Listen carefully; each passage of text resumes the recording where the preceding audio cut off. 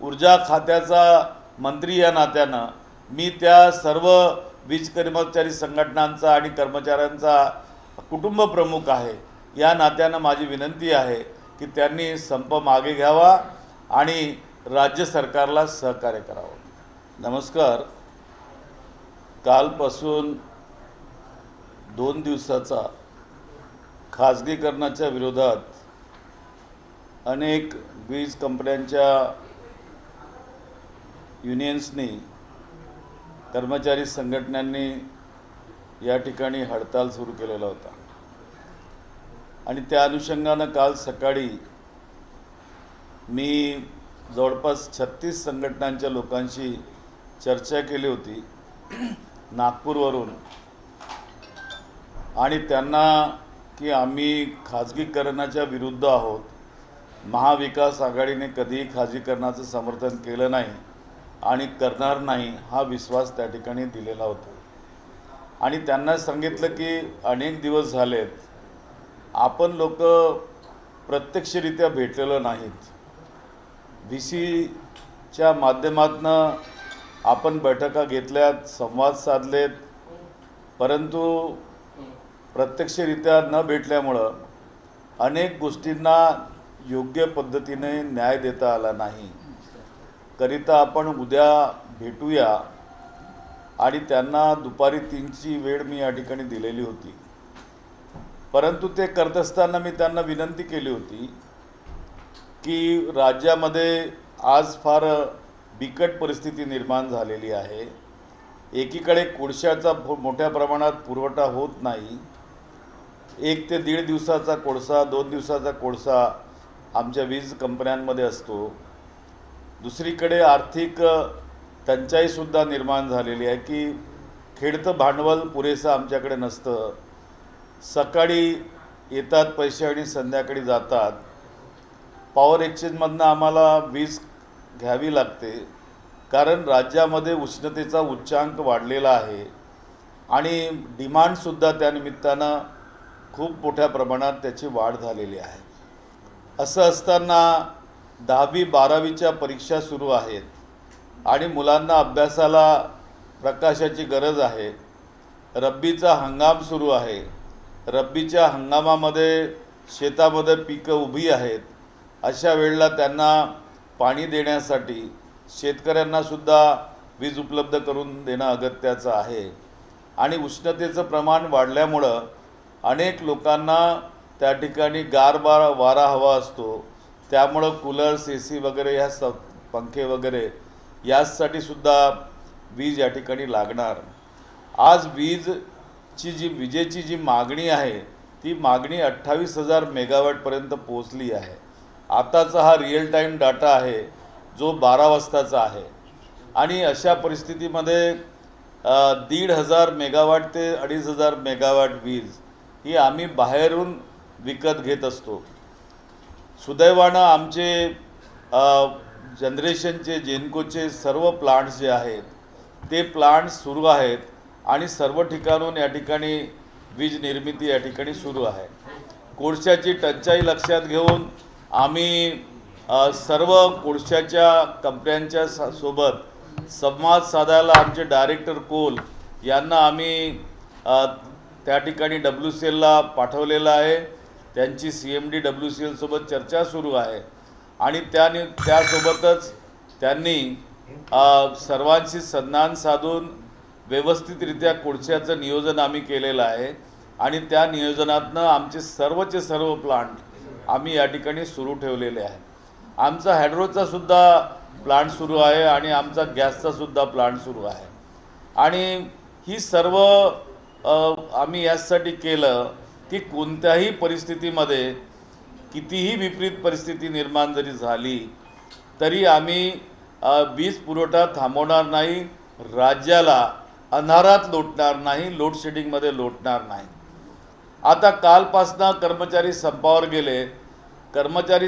गेले, त्यांचे विषय जे आहेत ते चर्चेच्या माध्यमातून, संवादाच्या माध्यमातून सोडवले जाऊ शकतात।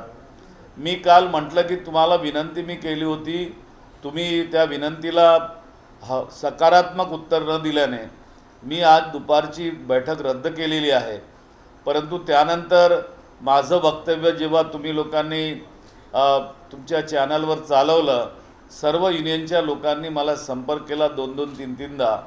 तर मी त्यांना सांगितलं की मी बैठक तर घेणार नाही, परंतु तुम्हाला जर भेटण्याची इच्छा असेल तर तुम्ही मला निश्चितपणे भेटू शकता.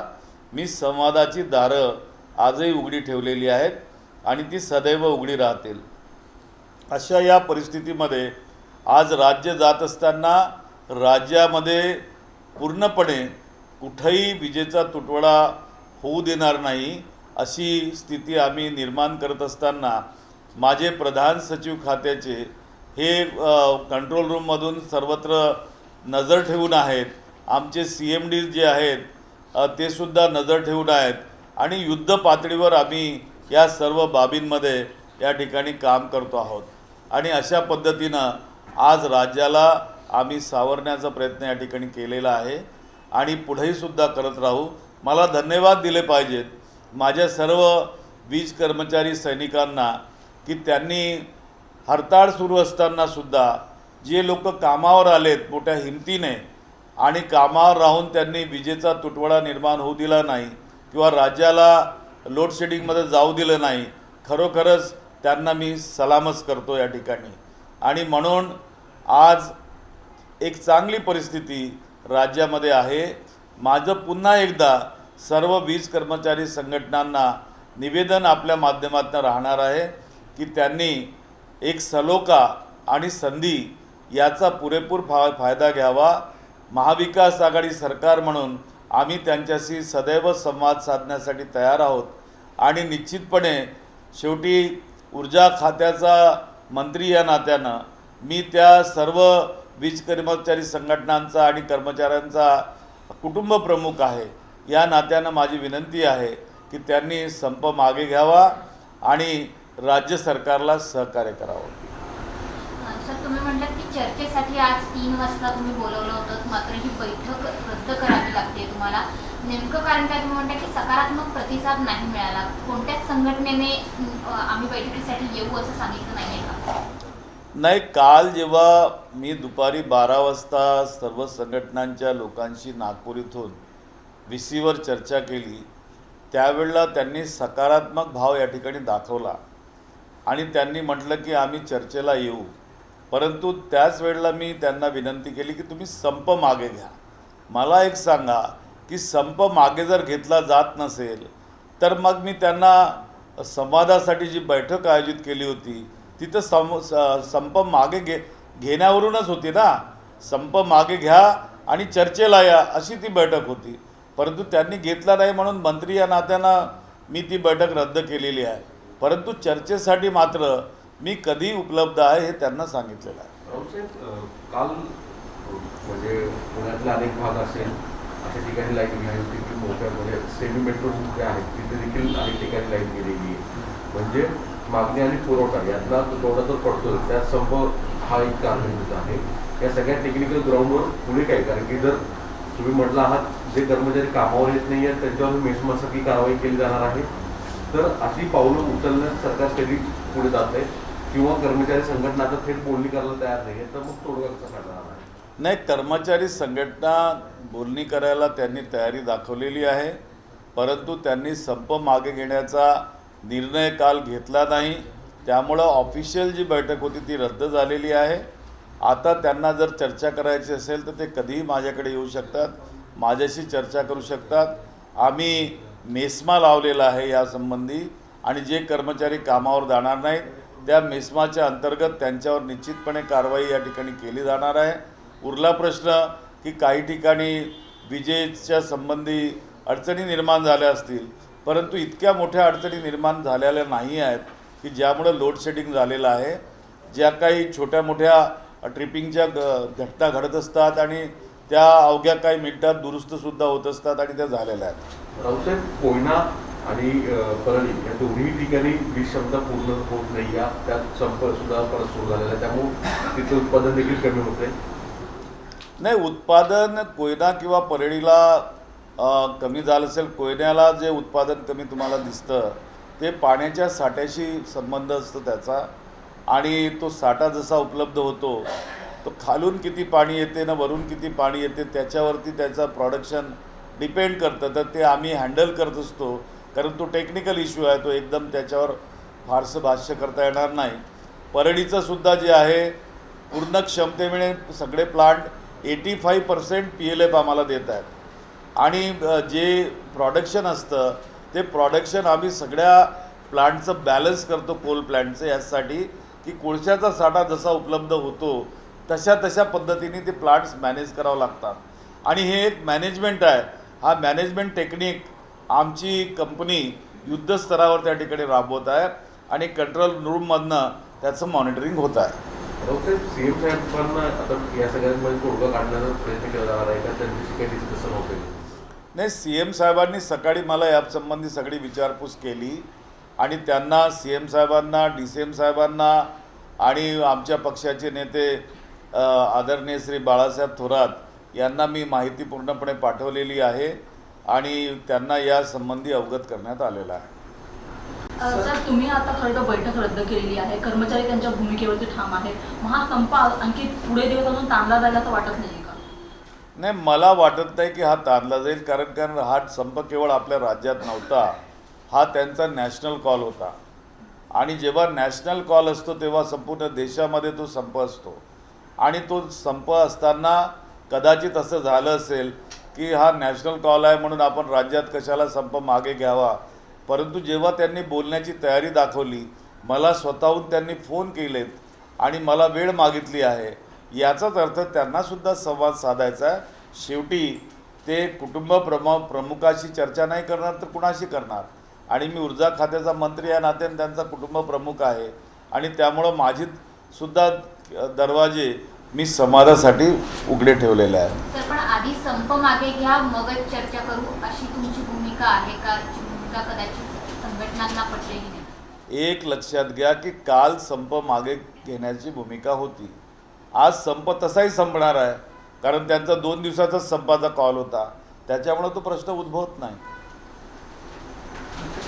सर, हिंदी में जानना चाहेंगे सर, किस तरह से कोल जो है कोयला की खपत हो रही है और कुछ जो स्टेट में कुछ डिस्ट्रिक्ट्स हैं वहाँ पे जो बिजली की सप्लाई है या फिर कोल का जो भंडार है वो कम हुआ है, 2-3 दिन का ही कोल बाकी है, बरली हुआ, भुसावल हुआ, उसके ऊपर लेके कुछ देखिए, कोयले का संकट कोई अकेले महाराष्ट्र में है ऐसा नहीं है. कोयले का संकट जो है पूरे देश के अंदर चल रहा है और देश में उसके वजह से लोड शेडिंग भी कई प्रदेशों में आपको देखने को मिलेगी. लेकिन महाराष्ट्र में हमने किसी प्रकार की लोड शेडिंग होने नहीं दी है अभी तक के, ना ही कोई प्लांट हमारा बंद हुआ है. तो हमारे पूरे प्लांट पूरी क्षमता के साथ 85% PLF पे चल रहे हैं और बिजली भी हम पूरे प्रदेश में मुहैया करा रहे हैं. आज 12 बजे का अगर समय जो था उस समय 28,000 मेगावाट हमने सप्लाई किया है. उसमें से 3300 मेगावाट मुंबई के लिए है और तकरीबन 24,715 मेगावाट यह रेस्ट ऑफ द महाराष्ट्र के लिए हमने सप्लाई किया है. और यह करते वक्त हमने कोल मैनेजमेंट किया है. हमारा डायरेक्टर स्वयं नागपुर में बैठे हैं और वे WCL के साथ बातचीत करके उसको सुलझा रहे. और हमारे दूसरे कोल ऑफिसर्स जो होते हैं वो हर कोल माइंस के पीट्स पे जाके बैठे हैं कि रोज़ जो प्रोडक्शन निकलता है वो प्रोडक्शन हमको मिले और उसके लिए जो रेलवे की जो रैक लगती है वो रैक की भी सुविधा हो. तो हम दोनों तरफ रेलवे अधिकारियों के साथ भी संपर्क में हैं और हम कोल के कंपनियों के साथ भी संपर्क में हैं. और इस तरह से हम मैनेजमेंट करके भले ही कई जगह पे 1 दिन का कोयला हो, 1.5 दिन का कोयला हो या 2.5 दिन का कोयला हो. आपको मैं बता दूं कि कोल स्टॉक हमारे पास आज जो है वो कोराडी में आज जो है 1.65 उसका ये है दिन का कोयला है. हमारा कोराडी जो 210 का यूनिट से 2 उससे 1.93 अवेलेबल है दिन का. नासिक में 3.22 दिन का है. भुसावल में 1.36 दिन का है. आपके परली में 2.73 दिन का है, पारस में 2.45 दिन का है, चंद्रपुर में 7.09 दिन का है, खापरखेड़ा में 9.15 दिन का है। तो कोल का वेरिएशन सब जगह होता है और उसको हम बैलेंस करके किसी भी प्रकार से हमारा कोई भी प्लांट बंद नहीं हो, इसकी पूरी एहतियात बरत रहे हैं। सर, क्या आप सेंट्रल गवर्नमेंट की जो कोल इंडिया की कंपनी है जो झारखंड में है, उनसे आप कहीं संपर्क कर रहे हैं कि कोल की जो मात्रा है उसको बढ़ाया जाए, सप्लाई बढ़ाई जाए? कोल इंडिया कंपनी का हेडक्वार्टर कोलकाता है, वो झारखंड में नहीं है। नहीं, झारखंड से रिक्वेस्ट करेंगे कि जो कोल आता है वो सेंट्रल भाई हमारे पास जो कोल आता है वो WCL का और SCCL का आता है। हमारी कोल का मिनिस्ट्री से बातचीत चालू है, हमारी पावर मिनिस्ट्री से बातचीत चालू है। पावर मिनिस्टर और कोल मिनिस्टर दोनों आपस में रोज़ रिव्यू लेते हैं, दोनों हमारे साथ ऑनलाइन VC पर मौजूद रहते हैं, रोज़ के स्टॉक ले रहे हैं और वो भी बातचीत कर रहे हैं। लेकिन कोल मैनेजमेंट में केंद्र सरकार कहीं तो भी कम गिर रही है और इसलिए कोल का शॉर्टेज पूरे देश में बना हुआ है। और जहाँ तक स्ट्राइक की बात करें तो कितना असर दिखेगा जो सर्विस है उसको लेकर? देखिए, स्ट्राइक जो चल रही है वो स्ट्राइक कोल इंडिया कंपनी में भी चल रही है, बड़े पैमाने पे बैंकों में भी चल रही है और बिजली कंपनियों में भी चल रहे हैं। हमको तो मार कोल कंपनियों से भी पड़ रहा है, हमको बैंकों से भी मार पड़ रहा है। उसके बावजूद भी हम महाराष्ट्र में किसी भी प्रकार का अंधेरा नहीं कर रहे और लोड शेडिंग नहीं कर रहे, तो उनको बिजली मुहैया कराई जा रही है। यही मैं समझता हूँ कि एक अच्छी उपलब्धि हमारे प्रदेश में सर, है। आपने हाउस में अनाउंस किया था कि 3 महीने तक किसी भी जो फार्मर्स हैं उनकी बिजली नहीं काटी जाएगी, तो कहीं ना कहीं जो कोल की खपत है वो कम हुई है, तो उस पर असर गिरता नजर आ रहा है जो अनाउंस किया था आपने? नहीं, मैंने जो अनाउंसमेंट किया कि 3 महीने तक के, क्योंकि रबी हंगाम है, रबी हंगाम में खेतों के अंदर फसल खड़ी है और वो फसल कटने के बाद किसानों का कहना ऐसा था कि हम बिजली बिल का भुगतान करेंगे और इसलिए हमने उनको 3 महीने का समय दिया है। और मुझे पूरा विश्वास है कि जिस ढंग से महाराष्ट्र का किसान अभी बिजली का बिल मांग रहा है, हमसे डिमांड आ रही है, उस वजह से वो बिजली का बिल भुगतान करेंगे भी। साथ में मैं आपके माध्यम से सब पूरे मीडिया के माध्यम से पूरे प्रदेश के लोगों को निवेदन करना चाहूँगा कि वे बिजली की खपत में थोड़ी सी एहतियात बरतें कि कम से कम बिजली कैसे यूज की जाए और साथ में उसका निरंतर सप्लाई आपको मिले, उसके बारे में हम पूरी कोशिश करेंगे। बिजली का बिल भरना हमारा कर्तव्य है क्योंकि हम बिजली खरीदते हैं और बिजली खरीदने के लिए हमको बैंकों से कर्जा भी लेना पड़ता है, कोयला कंपनियों को भी पैसे देने पड़ते हैं। इसलिए हमारे तमाम ग्राहक अगर हमको इसमें मदद करेंगे, सहयोग करेंगे, तो निश्चित रूप से निरंतर बिजली का सप्लाय जारी रहेगा।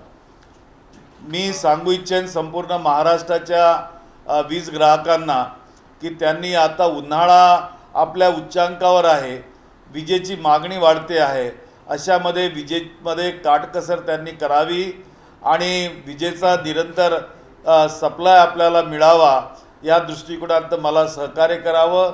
वीज कंपन्यांना वीज विकत घ्यायला पैसे मोजावे लागतात आणि बँकांकडनं कर्ज घ्यावे लागतात। बँकांची सुद्धा स्ट्राईक चालले आहे, कोल कंपन्यांची स्ट्राईक चालले आहे, कोळसा घ्यायला पैसा द्यावा लागतो। तर आपण जर विजेचा योग्य पद्धतीने वापर जर करता आहात तर एक ग्राहक या नात्यानं आपण त्याचे सुद्धा बिल हे वेळेवर भरावं, ही सुद्धा विनंती मी आपणास करू इच्छितो। ABP माझा, उघडा डोळे बघा नीट।